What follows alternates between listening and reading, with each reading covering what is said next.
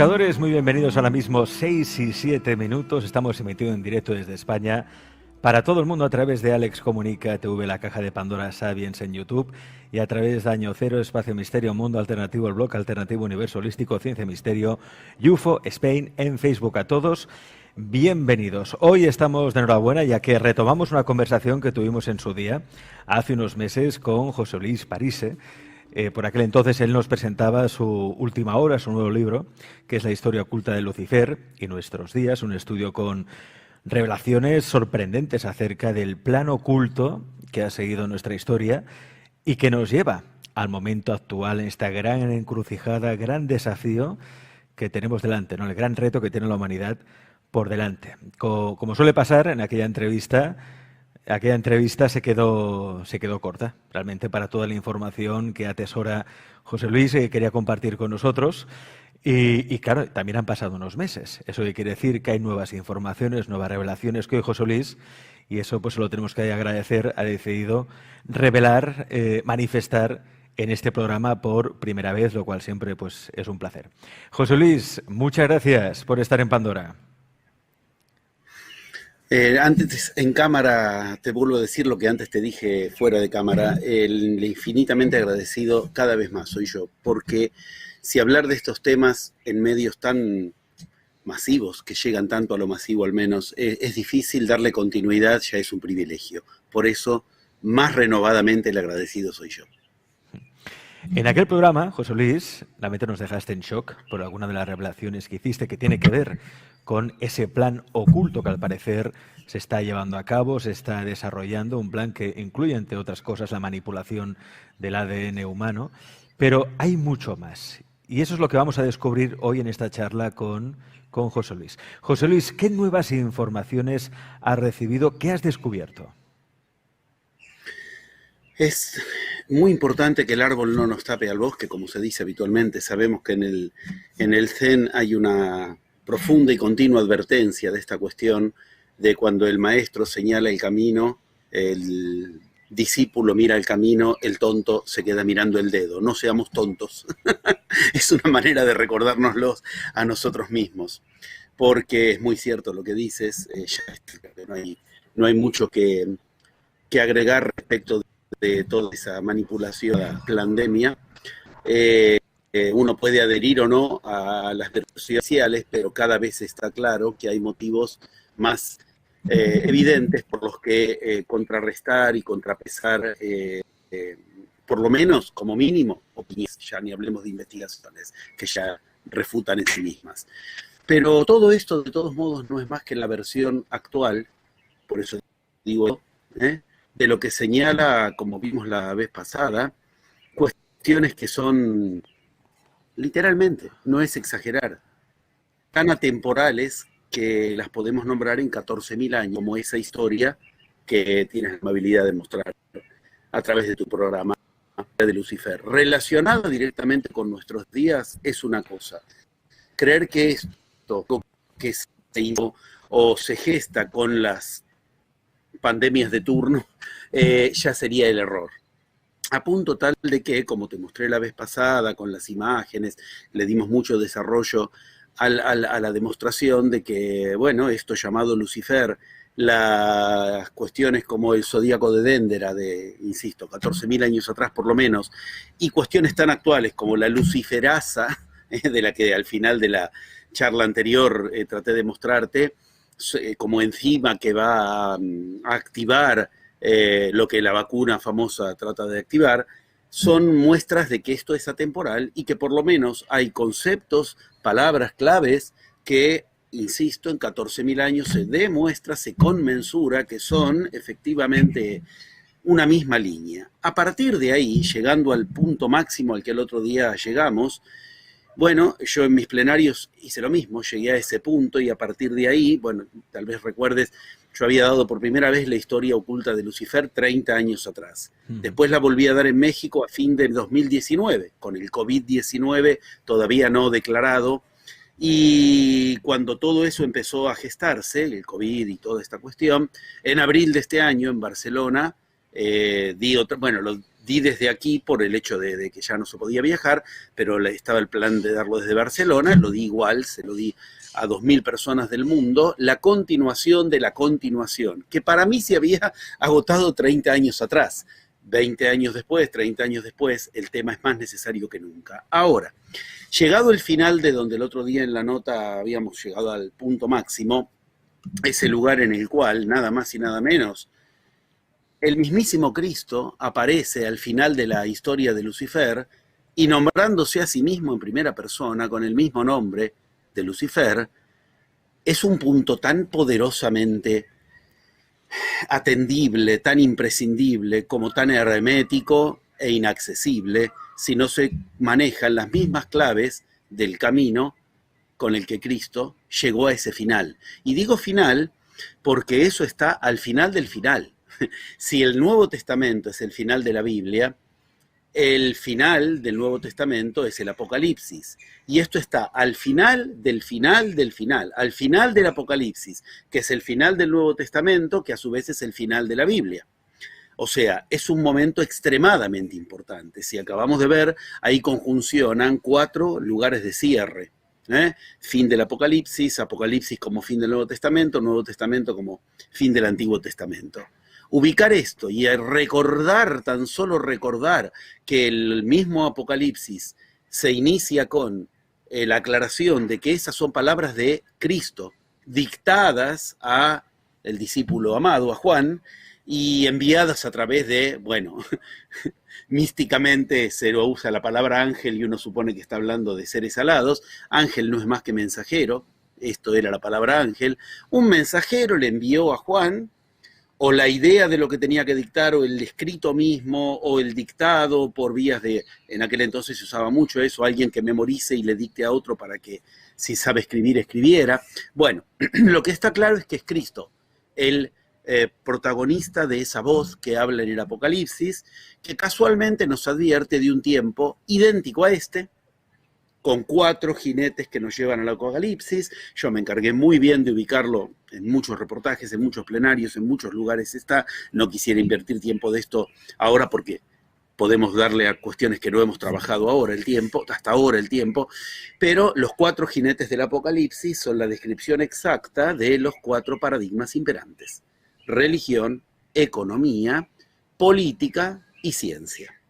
4 paradigmas que nos advierte el mismísimo Cristo, si le damos voto a su propia creación en el Apocalipsis, que son 4 jinetes que parecen llevarnos en una cómoda y segura cabalgadura y nos están llevando al Apocalipsis, los 4 jinetes del Apocalipsis.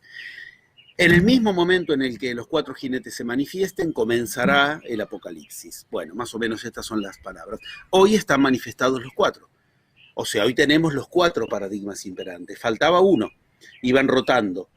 Bueno, ahora no me voy a poner a argumentarlo, pero Lacan ya lo hizo. La ciencia es la cara nueva de la religión. Uno cree en la ciencia como antes creía en la religión, cosas que uno cree que otros demostrarán, pero es todo creencia. De hecho, la ciencia está apoyada en los 10 axiomas de Euclides, no nos olvidemos. 10 ¿qué? Axiomas. ¿Y qué son los axiomas? Creencias, cosas indemostrables e indemostradas. Decir, la religión se apoya en los 10 mandamientos y la ciencia en los 10 axiomas es lo mismo. Faltaba el 4 jinete, ya está. Y la descripción, insisto, no voy a poner tiempo en eso, pero la descripción de cada uno de los 4 es muy clara, de que habla de política, economía, ciencia y religión. Hoy están los 4 jinetes y la humanidad cabalga sobre los 4 jinetes, esa es la imagen exacta.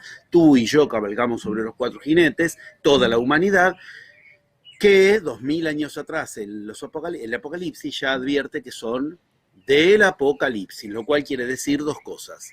No hay mucho más. O de la destrucción o de la revelación. Aquí estamos tratando de transformar el tiempo actual en revelación.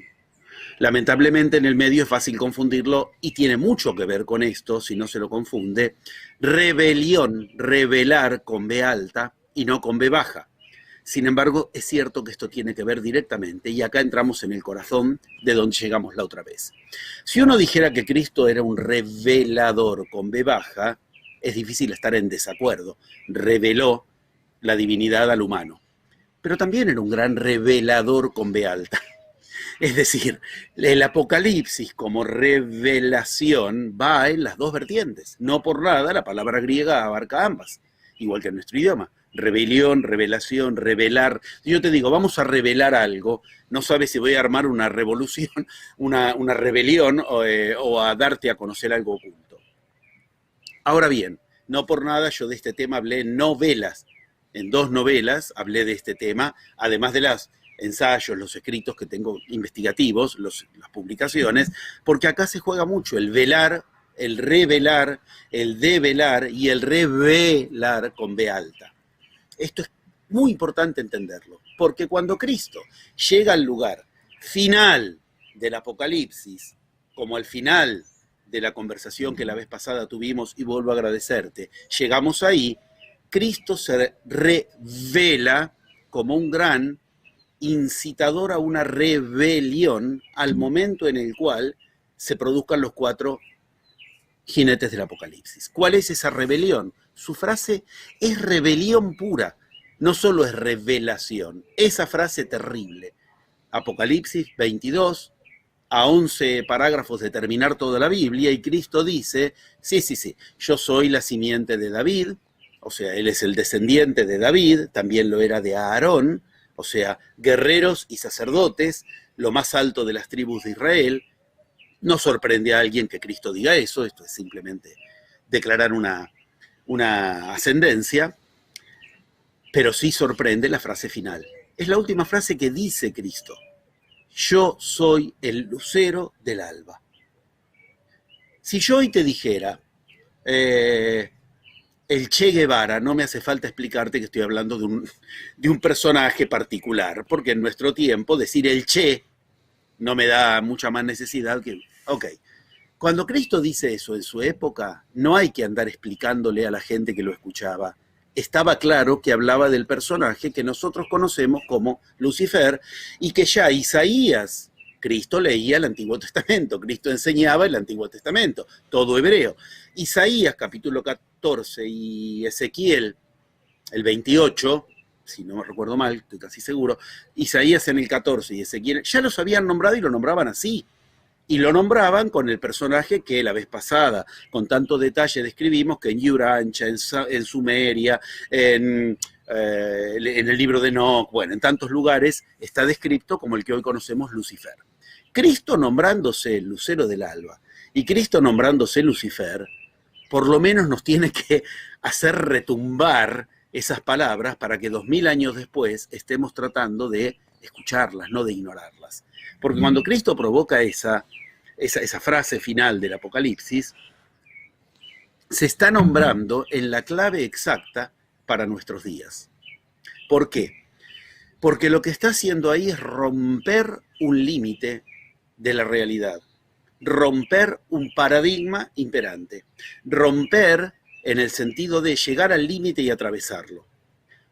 Última mínima preintroducción y ya nos metemos de lleno en la cuestión, porque es necesario. La realidad, tanto para nosotros como para la época de Cristo, y antes también, se constituye exactamente del mismo modo. Cuando yo enseño los 11 pasos de la magia con los que constituir realidad, aclaro muy bien que esos 11 pasos van siempre en 4 etapas. Guerrero, mercader, sacerdote y mago es la manera que más lo nombro, pero en la época de Cristo, soy concretísimo, en las escuelas que se terminaron nombrando como escuelas Vihara, Vihara significa escuela en realidad, pero bueno, por una cuestión idiomática se las terminó nombrando escuelas Vihara, donde Cristo tomó enseñanza, porque eran las escuelas donde estaba la parte egipcia en Israel, y es donde él va cuando en los años oscuros hay registros de que uno de los lugares fue en esas escuelas. Se enseñaban lo que se llaman los 4 estados de la mente. En tibetano, perdón, dije de Egipto, la parte de Tíbet que fue a Egipto y fue a Medio Oriente, en las de Medio Oriente estuvo Cristo. Escuelas Vihara, de Tíbet a, en ese caso, Palestina, un poco más al este, ya después del Jordán. ¿Qué pasaba ahí? Se enseñaban los 4 estados de la mente. ¿Qué es eso? Doedi, Chichir, Mahyab, Takmadrubi, no voy a ponerme ahora a explicar cada uno, en nuestros días se enseña igual. Quiero decir, la lógica, 2000 años después, le sigue dando la razón a lo que enseñó y a lo que aprendió Cristo.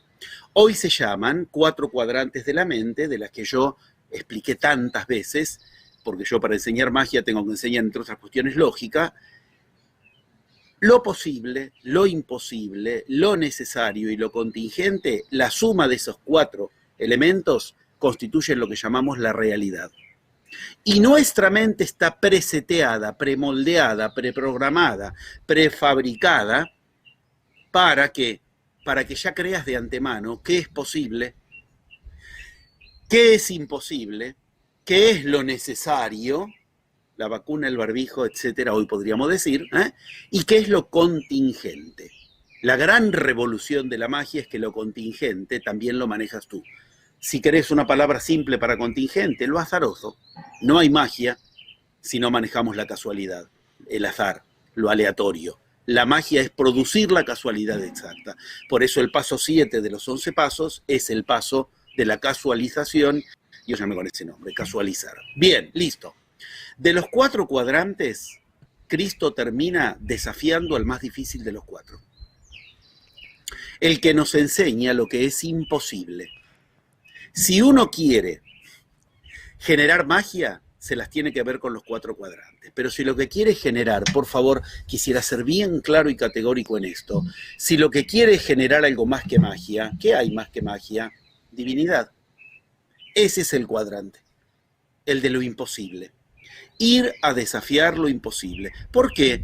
Porque hay muchas cosas que en tu vida vas a hacer posibles, hay muchas cosas que van variando con el tiempo de lo que es necesario, hay muchas cuestiones que por azar se te darán o no, y si tú no manejas el azar, no las podrás entonces ubicar, pero jamás el humano puede pasar del estado de humano, les recuerdo, Cristo, Buda, Mahoma, los 3 estuvieron de acuerdo en que nacimos como humanos para curarnos de ser humanos, para ir hacia un estado que hemos olvidado, es la divinidad nombrada por igual en todos.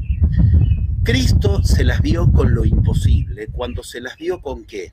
Con cuestiones tales como, es imposible que un hebreo se nombre Lucifer y sea considerado algo distinto que demoníaco. Cristo termina tocándole el límite al paradigma imperante.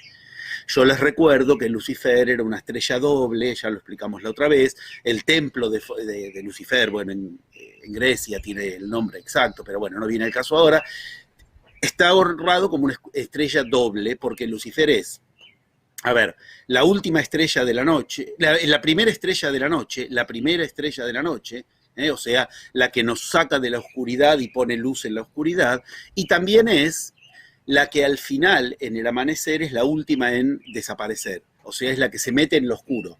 Para decirlo fácil, Lucifer te puede meter en la oscuridad o en la luz. Cuando Cristo se menciona como la luz y Lucifer, soy la estrella del alba, cuidado, nos saca de la oscuridad y nos mete en la luz, pero está diciéndose con la misma lógica de aquel personaje. ¿Por qué?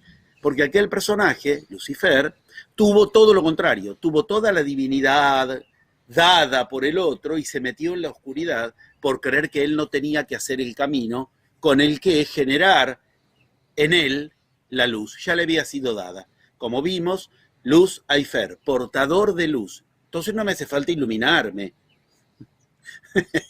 Eso es meterse en la oscuridad en nombre de la luz. Ya le explicamos la otra vez la historia, pero Lucifer venía a representar aquel que, estando en plena luz, nos metió en la oscuridad porque renunció al camino iniciático, al camino ascendente. Cristo termina la Biblia, termina lo que hoy llamamos la Biblia, termina su último escrito, su último dictado, aclarando que él es Lucifer. ¿Eso qué es? Eso es la clave de la enseñanza de Cristo. Tan clave que al final, clave cierra, llave, cierra su enseñanza. Lo último que él enseña oficialmente es eso. Después viene el Cristo post-cruz. Yo enseñé que enseña el Cristo post-cruz y todo transcurre apoyado en esa clave. Ahora bien, y nuestros días, ahí es donde nos toca a nosotros abrir la clave, abrir la llave de ese tesoro que Cristo dejó ahí. Porque cuando Cristo ubicó eso, dio, como en música, cuando antes de iniciar un pentagrama se pone en qué clave hay que leerlo, clave de sol, clave de fa, dio la clave con la que leer de ahí en más. Se trata exactamente de eso, ¿de qué? De ir a perforar la realidad, pero en el cuadrante en el que el humano menos incidencia se cree que tiene. La de aquello que le dicen es imposible. Porque si a ti te dicen, no es posible que tú hagas un viaje a tal lugar, bueno, pero otro lo hace, posible es. Tú necesitas tal cosa, bueno, pero otro humano tiene lo que yo necesito. El azar no te favorece, pero me puede favorecer. En cambio, cuando nos dicen, tal cosa es imposible, abarca a todos por igual. Por eso en lógica, en el diagrama de Peirce, esto se llama cuadrante universal negativo. Universal para todos, negado. Bueno, Cristo termina su enseñanza perforando ese cuadrante y decir, el lugar que se separa o se une lo humano y lo divino es lo mismo. A ver, yo quiero que de esto pensemos un rato y después lo traemos directamente a nuestros días. Pensemos un rato sobre Cristo y sigamos su enseñanza y vamos a ver una misma enseñanza. ¿Por qué? Porque lo que Cristo hacía como posible, lo que era necesario demostrar en su época, y las cuestiones en las cuales Cristo demostraba, ponérsela, según como lo veas, ponerse el azar de su lado o no depender del azar, me da lo mismo, son dos bandos que parecen enfrentados. Si Cristo detiene la tempestad, uno puede decir qué suerte tuvo, justo. O también puede decir, se puso el azar de su lado, no dependió del azar. Se llega a la misma conclusión. Pasa exactamente igual que con Buda. Cuando a Buda le tiran unas rocas sobre su cabeza para destrozarlo, para matarlo, Devadatta, el primo de Buda, le hace eso. El Lucifer de la historia de Buda. Y justo la roca queda contenida en unos peñascos, uno dice, qué suerte que tenía este Buda. O también puede decir, es que Buda no dependía de la suerte porque la concitaba. Puedo dar infinitos ejemplos en Cristo y en Buda de esto. Lo mismo puedo pasar a Mahoma y puedo pasar a otros. Sosan, Milarepa, Sankara son muy de esto, de que siempre tenían suerte, ¿no? Bueno, ok. Ahora bien, lo interesante es que otros también. Hola, buenas tardes. Estoy diciendo algo muy serio. Otros también. Lo que era posible, lo que era necesario y lo que era contingente, otros también lo hacían contemporáneos a Cristo y a Buda y hasta mejor que ellos. Esto está registrado.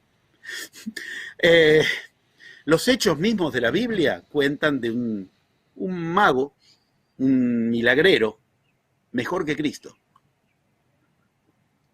Tanto que Nerón pensaba, claro, este es de verdad. Por eso los hebreos no aceptan a Cristo. Esto está en los Hechos de los Apóstoles, es lo que estoy diciendo. No solo ahí, pero está ahí. Simón el Mago. Simón se llamaba Simón el Mago porque era conocido por su magia. En los Hechos cuenta que levitaba ante Nerón para demostrarle que él era al que Nerón le tenía que ungir. Y que cuando lo vieron Felipe y Pedro, entraron a rezar, no les quedó otra. Bueno, ahí empieza una historia interesante porque justo se le cae la nivitación. Bueno, es muy interesante. La cuestión es que Simón termina siendo convertido al cristianismo. ¿Qué quiere decir?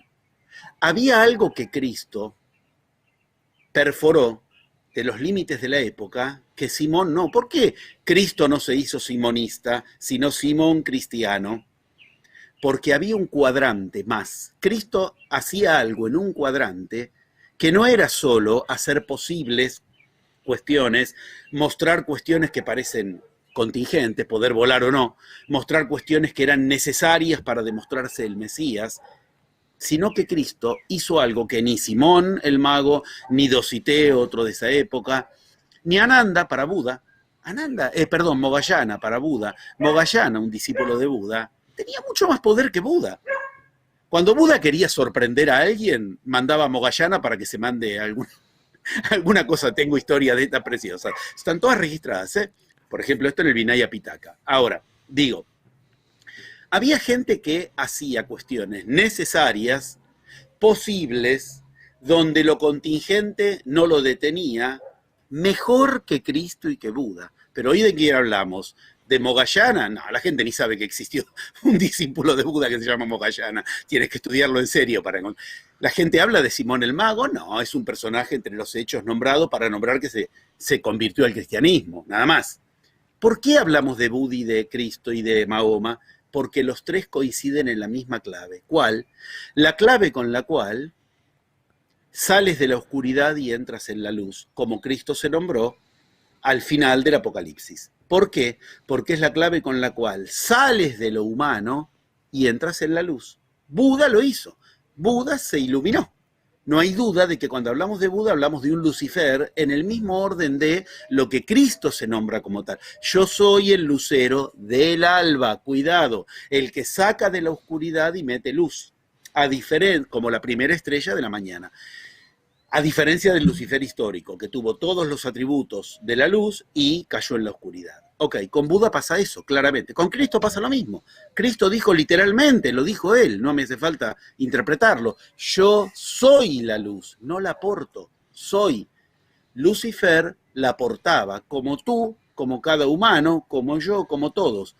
Nos enseña el mismísimo budismo, donde Cristo aprendió el concepto no voy a entrar en conceptos, pero básicamente un concepto fundamental que enseña el Atman, que es que todos llevamos luz de divinidad y la portamos. Pero ¿qué vino a enseñar Buda?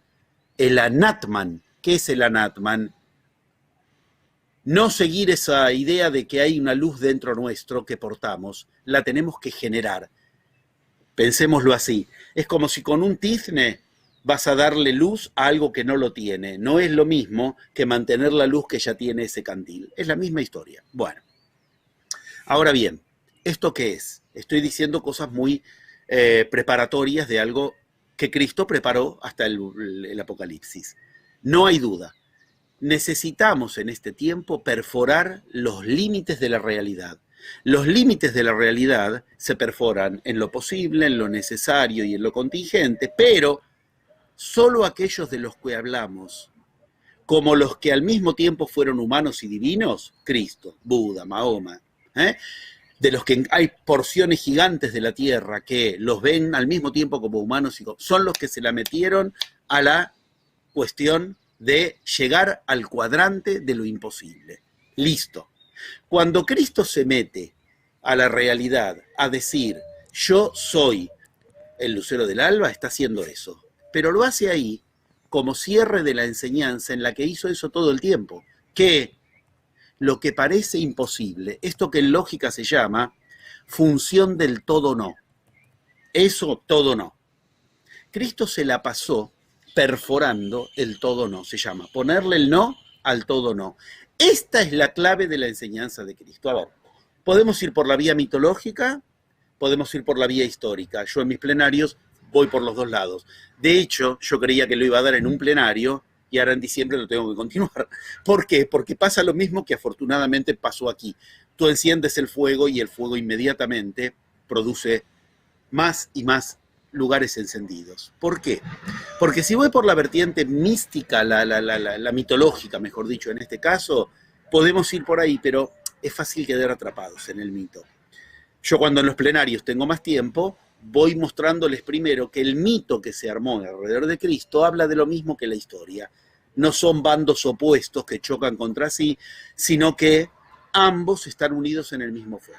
Si vamos por la vertiente histórica, es más difícil verlo, pero una vez visto, es obvio.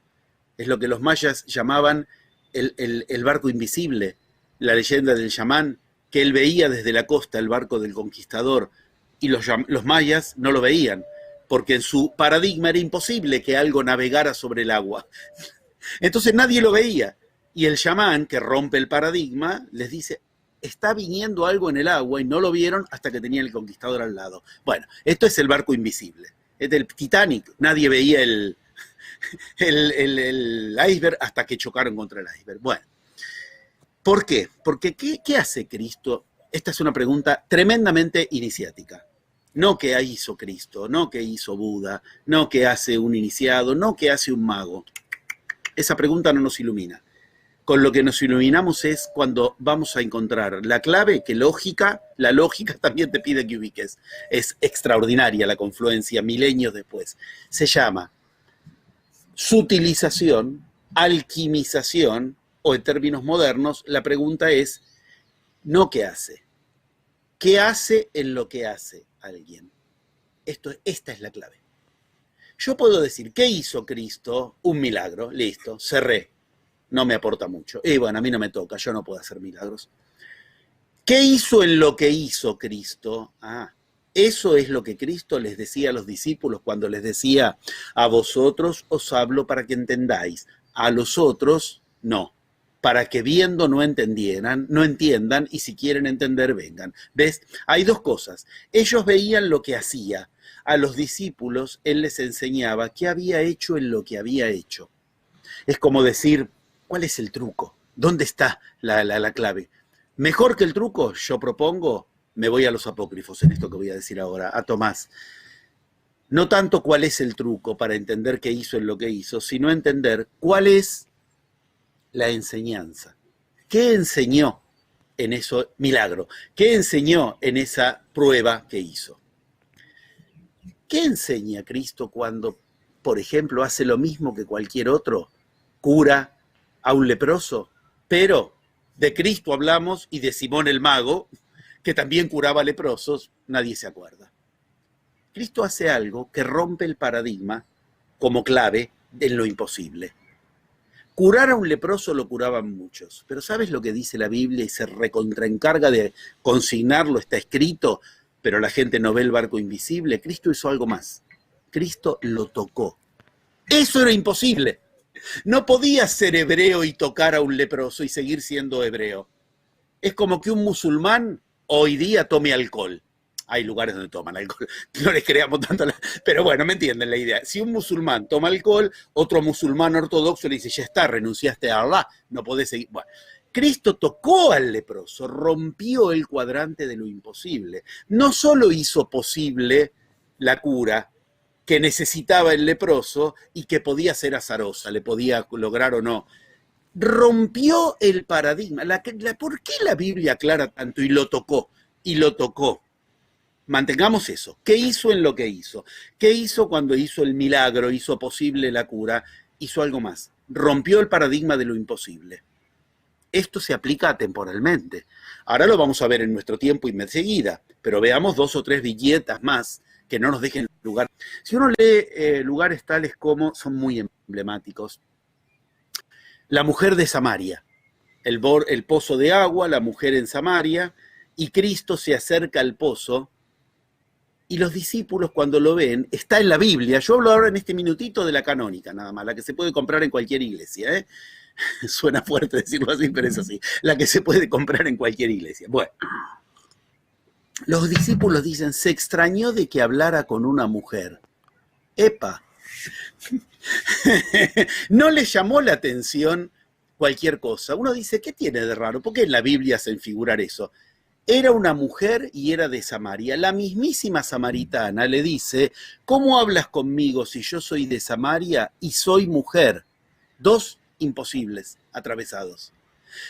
El hebreo no hablaba con las mujeres, menos ante los ojos de otros, en la casa y a solas. No podía hacer eso.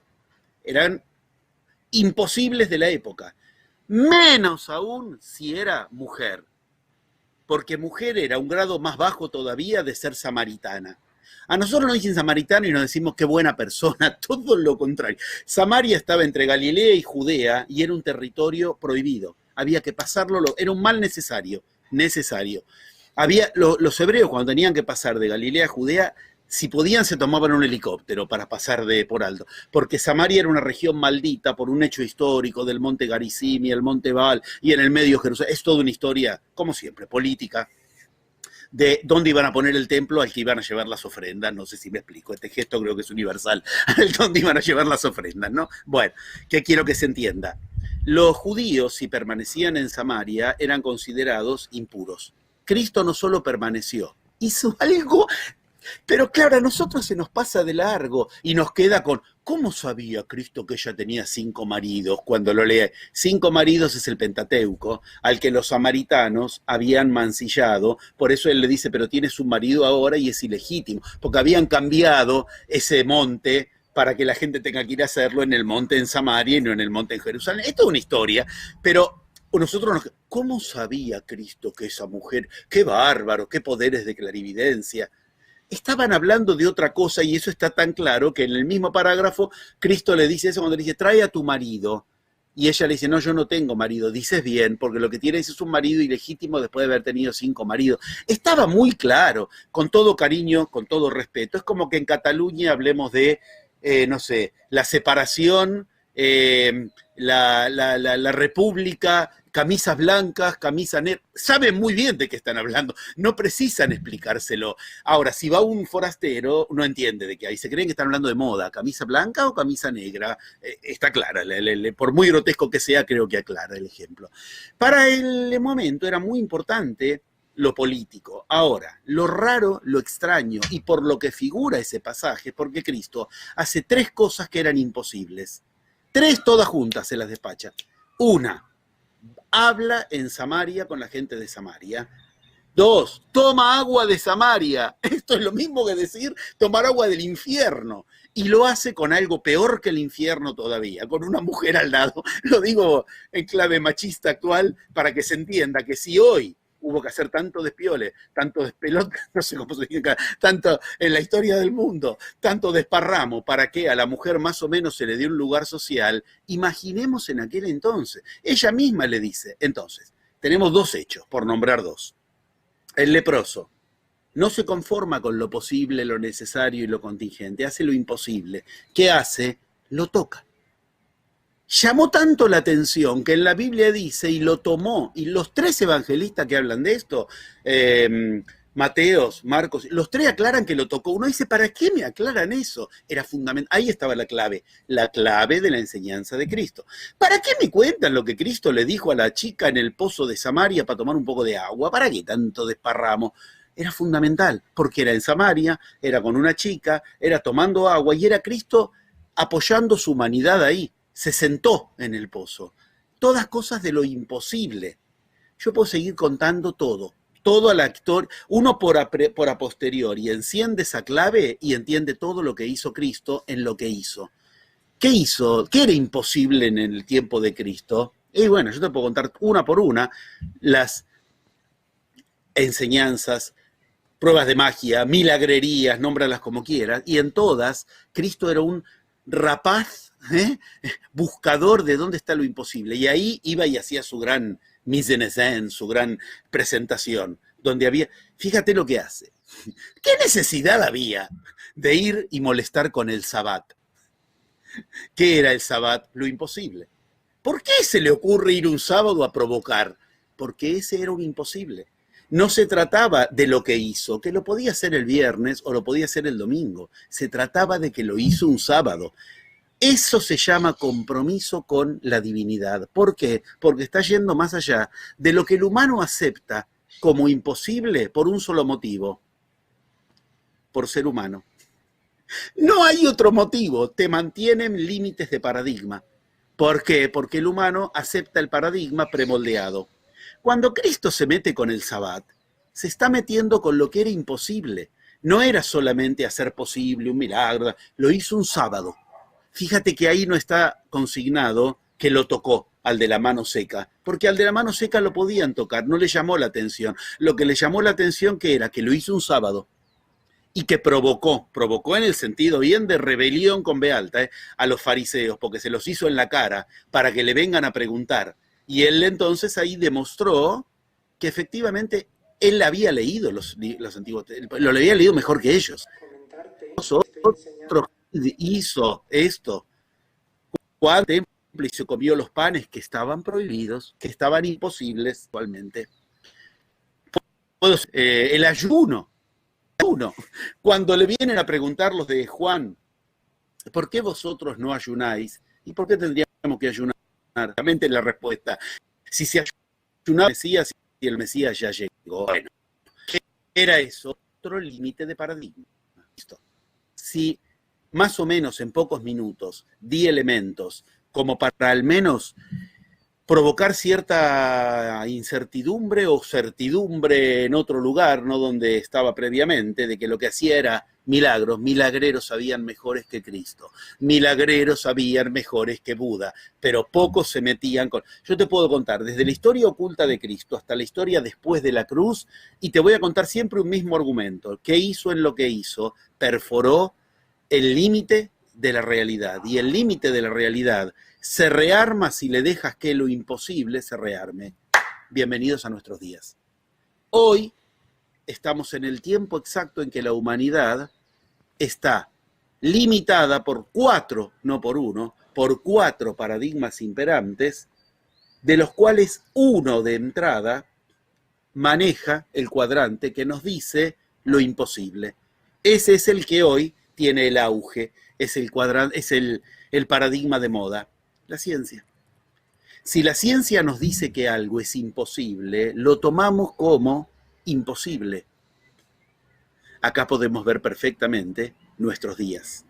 Porque si vamos a renunciar a la realidad propia, porque la ciencia nos va a decir que es imposible, la realidad propia, porque la realidad está dada y hay que adaptarse, y hay lo mismo que la ciencia misma no pudo sostener, a punto tal de que vino la cuántica y le dijo, no, la realidad está generada por el mismo efecto del observador que observa la realidad. Quiero decir, está claro que eso es un límite de paradigma, no de otra cosa.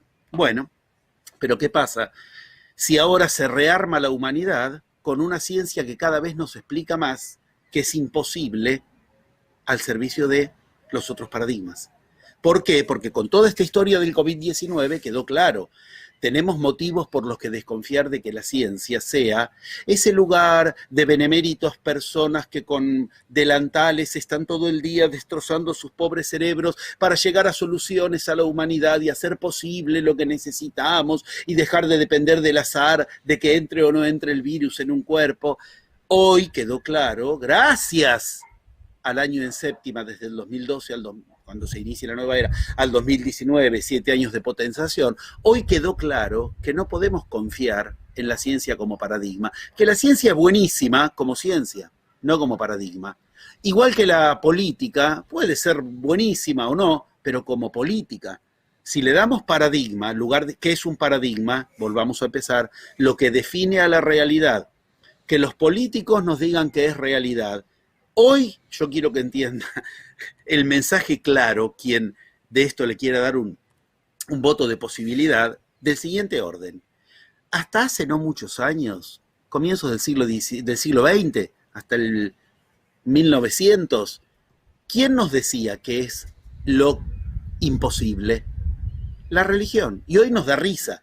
¿De verdad creíamos que era imposible que el humano, 3 siglos antes de lo que te acabo de decir, abriera los cuerpos y no se encontrara con demonios? No olvidemos que en la época de Descartes, abrir un cuerpo era demoníaco porque adentro del cuerpo, el cuerpo es lo demoníaco, la materia, el espíritu es lo divino, adentro del cuerpo está el demonio. No lo abras, es imposible que no te devore el demonio si lo abrís.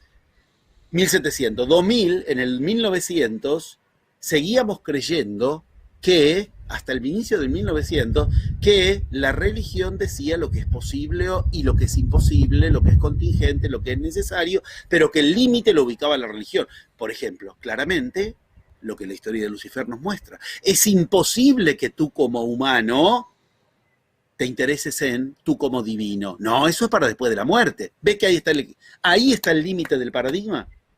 Hoy la ciencia, cara nueva de la religión, como ubiqué al principio que Lacan nos viene a advertir, hoy la ciencia es la que se transforma en la que miramos para que nos diga lo que queremos es imposible generar realidad propia, es imposible que yo con mi palabra genere realidad, es imposible que los sueños generen realidad. Si la ciencia nos dice es imposible, se rearma el paradigma imperante al servicio de, gracias a lo que el COVID-19 mostró, intereses que no son solamente científicos, sino políticos y económicos, de los cuales hacemos artículo de fe, hacemos religión a través de la ciencia. Acá tenemos la clave. Después de la charla anterior, yo di mi primer plenario sobre el primer plenario siguiente lo di sobre este tema, la clave de la enseñanza de Cristo. Y la clave de la enseñanza de Cristo es la que nos permite abrir el cofre de la enseñanza de Cristo. Si la enseñanza de Cristo la cierra la clave, no puedes acceder a la enseñanza, porque lo que hace que esa enseñanza haga lo que Cristo dijo es la clave. Hoy tenemos que aprender a perforar el imposible.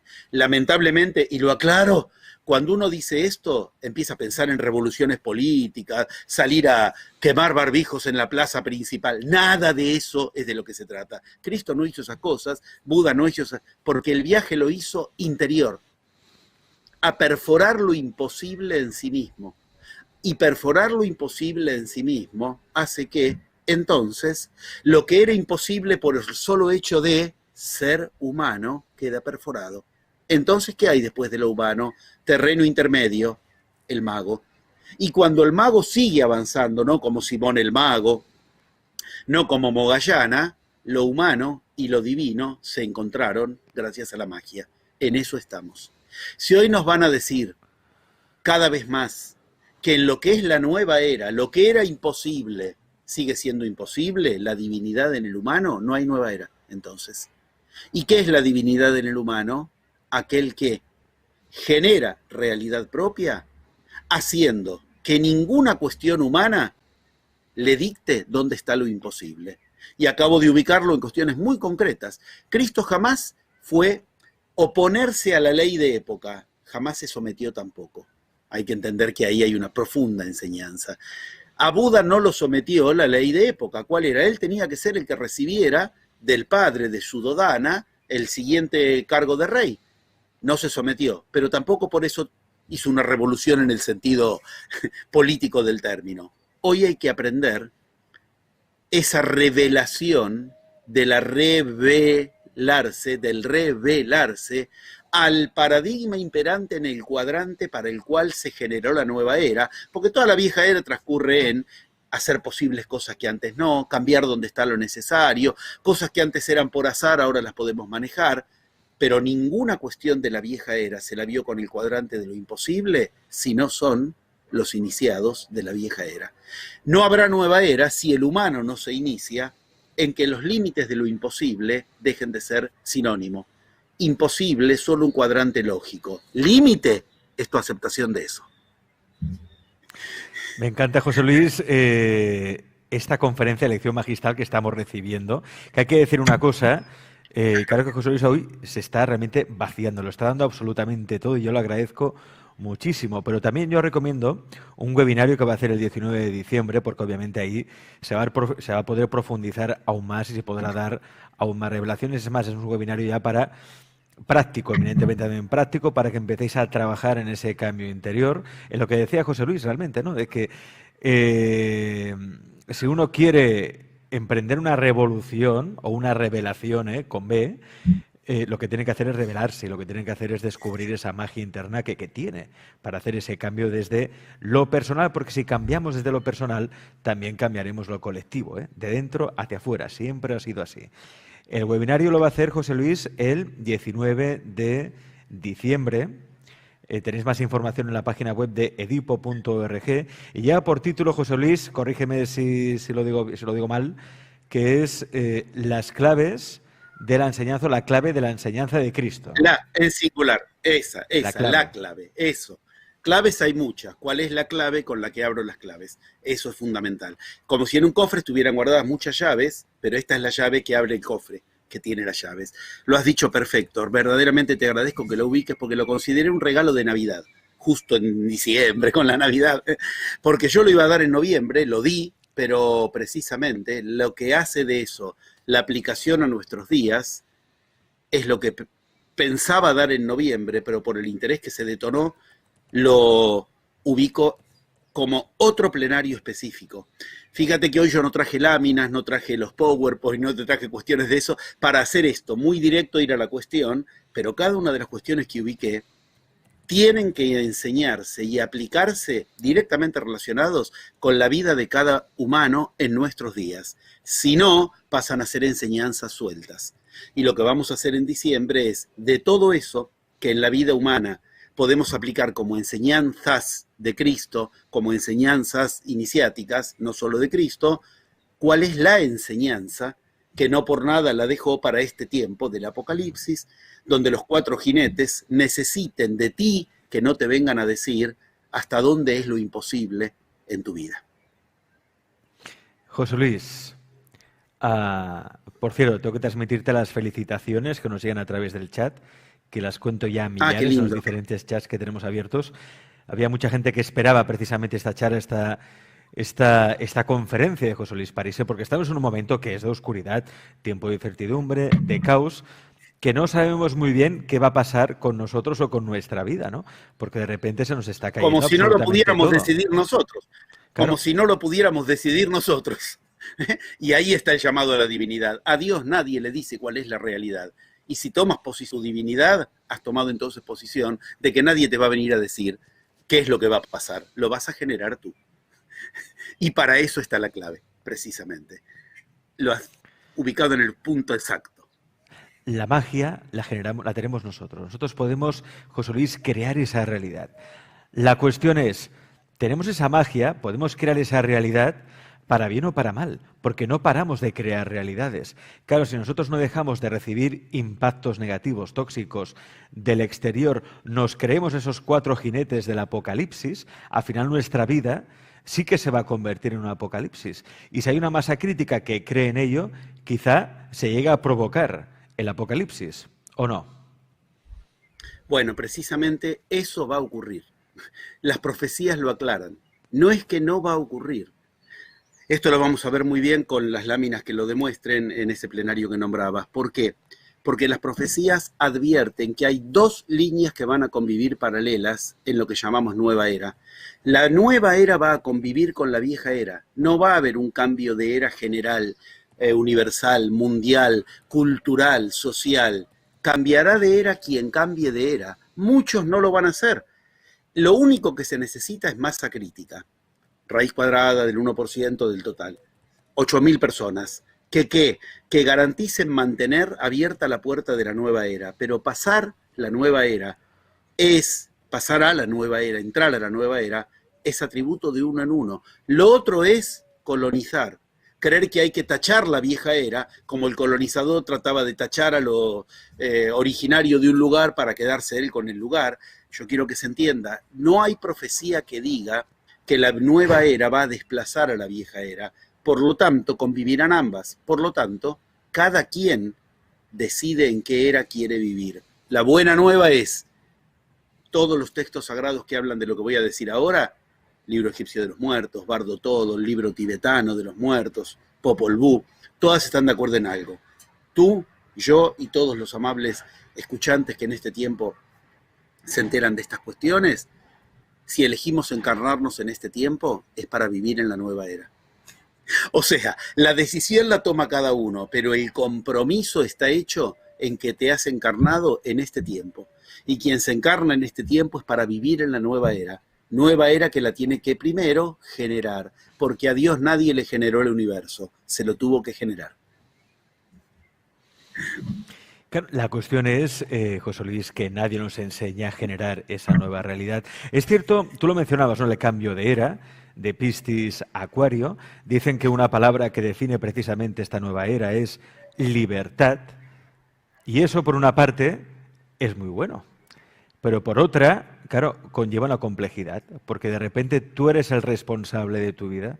Si no te responsabilizas de tu vida, si no eres consciente de la magia, el poder que llevas en tu interior, van a hacer contigo lo que les dé la gana, ¿no? En cambio, tú Qué tienes libertad. Escucharte.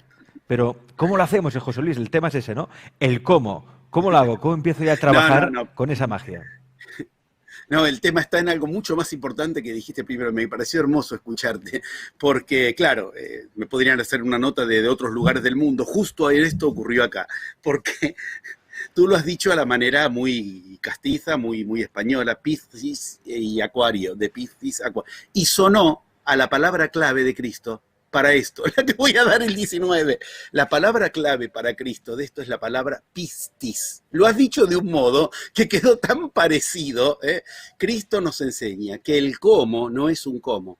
El cómo es un cambio mental, que es mucho más que un cómo. Y ese cambio mental consiste en esa palabra clave que tú has, sin darte cuenta, acercado tanto cuando has dicho lo que sería Piscis, para dicho a la manera un poco más argentina, para que se entienda, lo digo a lo argentino, Piscis a Acuario. No, tú lo has dicho bien. De Piscis a Acuario. En Piscis había que aprender a generar la pistis para entrar en Acuario. ¿Pistis qué es? Pistis, recordarás la Pistisofía, el libro tal vez más confiable acerca de qué hacía Cristo en lo que hacía, más aún que el de Tomás, porque el de Tomás entendió hasta un poco, hasta un punto. En la Pistisofía es eso, es de qué hablaba Cristo cuando hablaba, de qué hacía cuando hacía. Y la Pistisofía tiene esa clave. No es un cómo, es un desde dónde, desde qué concepción mental. Pistis es el desde dónde que genera realidad. Y eso, buenísima buena nueva, se logra, se aprende, se forja. Y de hecho, sin eso, todo lo que se logra son como Simón el Mago, como Moggallana, como Ananda, como Sariputta, otros discípulos de Buda, son cosas parciales, pero no despierta la divinidad. La clave es eso que la Iglesia tradujo como fe, y que si a Cristo le hablas de lo que la Iglesia tradujo como fe, Cristo no entiende de qué le hablas. Porque Cristo hablaba de lo que para los griegos es pistis. Y pistis es la palabra aramea con la que Cristo definía la salvación, aunque no hablaba de la palabra salvación tampoco, hablaba de generación de realidad, porque en arameo la palabra salvación no existe. Salvarse es generar lo propio. Mira qué interesante, ¿no? Yo me quiero salvar de un problema, genero una realidad donde no esté ese problema. Ese es el sotería que hablaba Cristo y que se tradujo como salvación. No existe en arameo la palabra salvación. Entonces, a ver, la pistisofía, creación de realidad propia, es una firmeza. La pistis lo trae. Pistis es la palabra griega, pero la palabra que Cristo usó era la griega, porque hablaba poco. Es como hoy, con todo cariño, en México, como se habla el inglés, más o menos para entenderse. Cristo así hablaba griego, pero de lo que no hay duda es que hablaba en arameo y en hebreo. En arameo, la palabra que usaba es la que te responde a tu pregunta, que no es un cómo. Y la palabra es emuná, que es el origen de donde se dice amén, cuando terminamos de decir algo que queremos que se cumpla. Emuná significa emanar lo que quieres. El universo te dicen, así sea. Cuando yo lo emano, para emanarlo, ¿qué tengo que forjar? Como una luz, iluminar, que emana, yo tengo que emanar en mí la realidad que quiero generar. ¿Eso qué es entonces? Emanar implica imantar, atraer hacia mí lo que quiero, es la misma raíz. Por eso en el Islam se lo llama imán al que emana la realidad. ¿Eso qué es? Un cambio de concepción mental, donde en mi mente yo me venzo a mí mismo con mi mente, me convenzo. ¿Pero esto qué es entonces? ¿Ponerse a repetir mucho delante del espejo? No funciona. Cristo no enseñó eso, y en todo caso Cristo advirtió, cuidaos de los masculladores de palabras, de los rumiantes que repiten la frasecita. Cristo se burlaba de esos. Esto es, por eso te digo, mucho más que un cómo. Esto es un cambio de paradigma. El cambio de paradigma que enseñó Cristo. ¿Cuál? Del paradigma del humano al paradigma divino.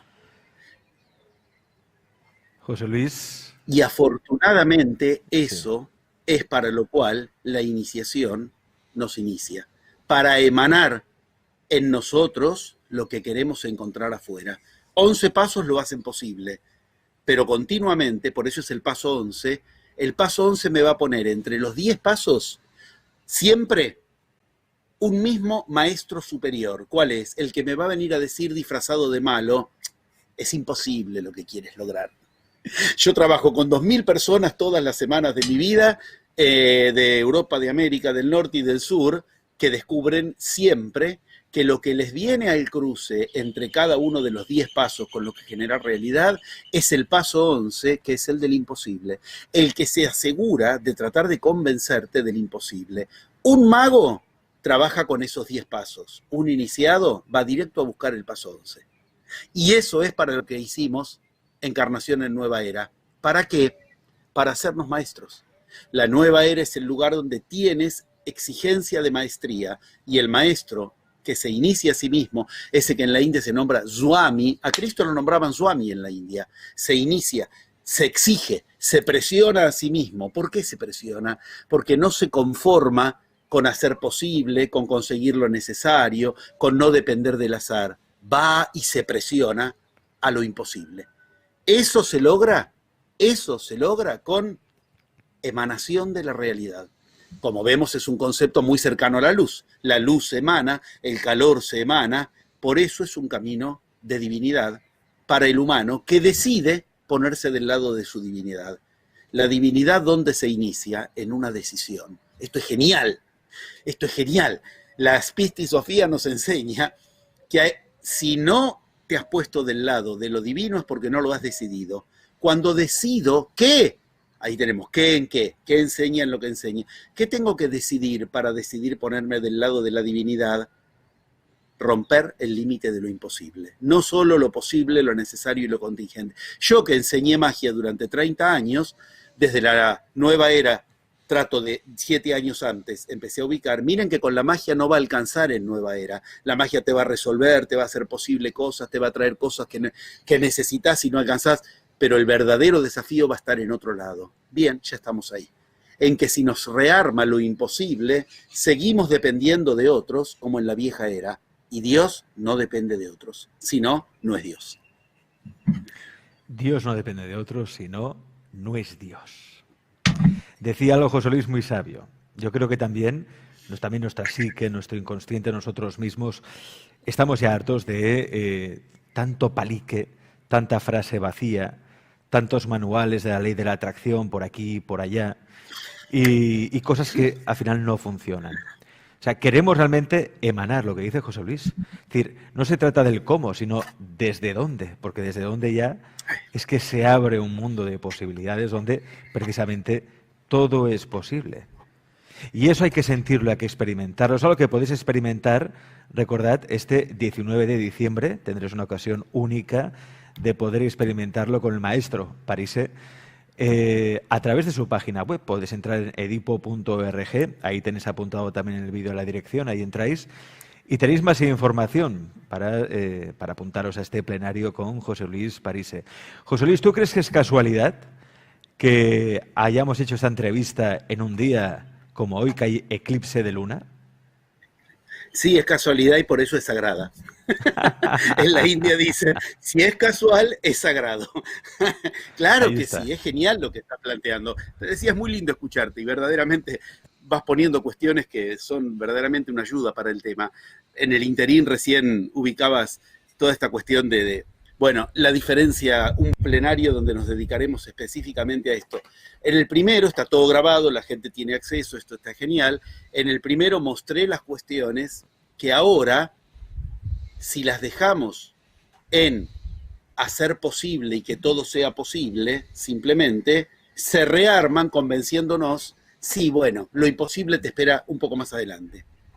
¿Eso qué es? Ir de la luz a la oscuridad. Hoy es el día en el cual precisamente se juega ir de la luz a la oscuridad y de la oscuridad a la luz, porque eso es un eclipse. Hoy estamos contando la historia de Lucifer, que tiene doble estrella, que fue de la oscuridad a la luz y de la luz a la oscuridad, en el caso de Lucifer. La iniciación trata de mostrarte lo oscuro en lo imposible, de lo cual tienes que iluminar la realidad que quieres. Eso es la salida del eclipse.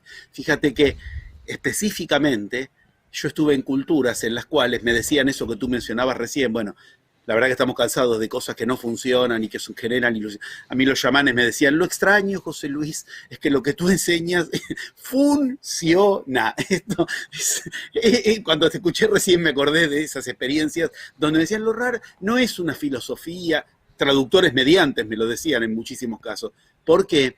Porque aquello que quieres iluminar afuera funciona un rato, un tiempo, es posible. Lo que iluminas desde ti ya está en ti, por lo tanto lo haces funcionar tú, vas donde vas.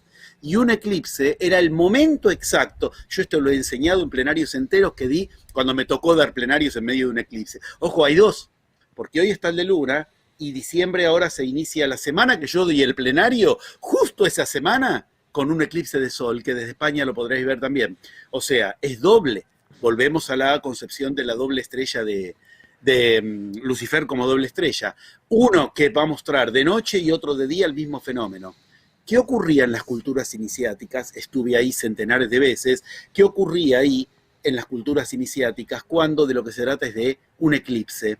Antes del eclipse tenías que encontrar tu oscuridad, tu penumbra, tu paso 11, tu gran maestro, el que te viene a decir por qué lo que tú quieres generar, te va a tratar de convencer de que sea imposible. ¿Y sabés qué hacían? Lo dejaban hablar, lo escuchaban interiormente, hasta darle respuesta que emane, ya está, me convencí. Esas cosas se hacían en una noche de eclipse. Esta es una manera de un máster, un curso rápido, potente, de cómo aprovechar el eclipse de esta noche, que no es un cómo, como vemos, es mucho más que un cómo.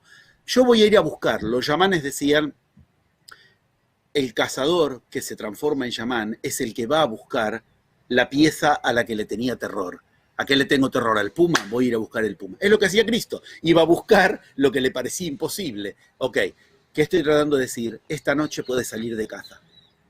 Puedes ir a buscar tu máximo miedo. Lo que más te va a decir en el fondo de ti, me río de lo que tú quieres lograr y hacer posible. Va a ser imposible por tal cosa. Y darte motivos por los cuales es imposible para el humano. Pero lo que detonas en ti desde el divino no puede frenarse ante lo que el humano se frenaría.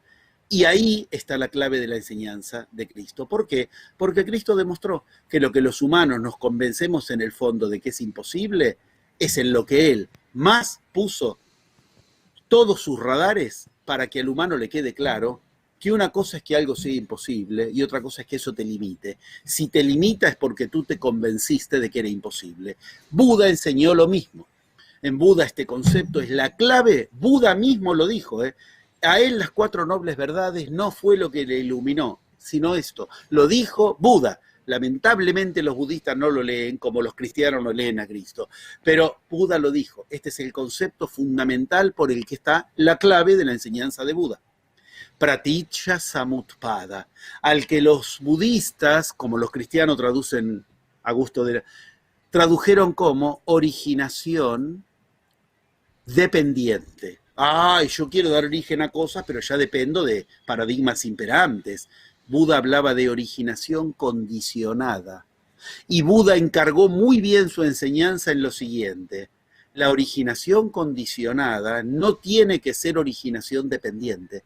Porque si yo dependo de las condiciones imperantes, es mi mejor muestra de que no me iluminé. Estamos hablando de una misma clave. Me fui a Buda, me fui a Cristo, me voy al chamanismo, donde quieras, porque la iniciación enseña esta clave, porque la iniciación enseña, además de magia, mira cómo te lo digo, además de magia, enseña que se inicia en la divinidad aquel que empezó como humano, se descubre como mago, y el resto de la eternidad la habitará desde la divinidad o rebotará a reencarnarse en el humano. José Luis, como siempre, es un placer.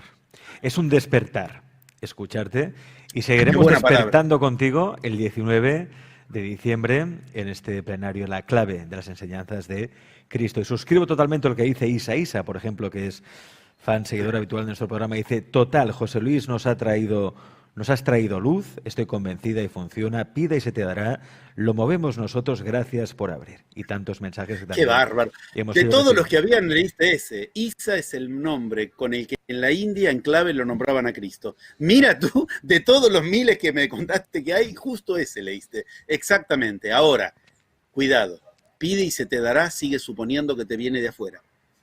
Pide, ni pedir, ni se te tiene que dar. Dices y generas. Eso es lo que significa abracadabra. Yo genero la realidad como digo. No es lo mismo porque se me rearma el imposible. Pido y se me dará. ¡Ay, no se me dio! Y vuelvo a creer que entonces la divinidad está afuera. Como ves, el paso 11 está ahí, en cada frase, tratando de despertarte, como bien lo dijiste antes. La divinidad está en uno mismo. José Luis, muchas gracias por estar en Pandora. A ti. Y aquí estamos. Y continúa. Si la próxima quieres, hagamos una con preguntas de la gente directamente mientras Estaría se conecta. muy bien. Podemos hacer una sesión con preguntas. Me parecería genial.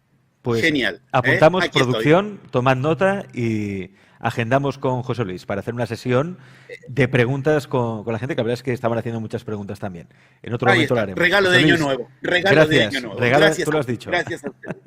Gracias, cuídate. Un abrazo. Bien, nos encontramos y gracias. Gracias a José Luis, y también hay que agradecer a Damián, que es la persona que siempre que nos organiza, nos hace intermediario con José Luis y siempre nos busca pues estas entrevistas, estos momentos realmente para el despertar. Así que gracias, José Luis, y también gracias a Damián por echarnos un cable siempre y ayudarnos.